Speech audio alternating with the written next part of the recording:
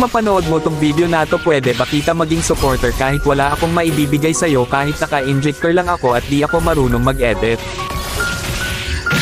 Gusto ko lang maranasan ang pakiramdam ng may humahanga sa bawat video na ina-upload.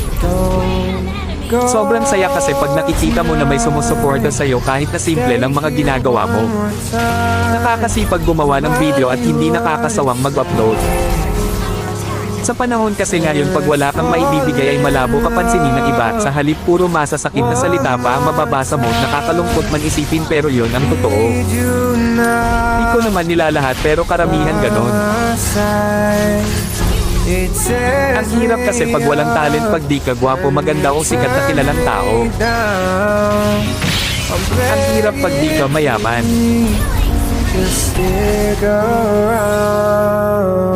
Okay lang sa akin basta lagi lang akong gagawa ng video kahit wala pang pumansin. Ang mahalaga lang sa akin ay yung mga alala pag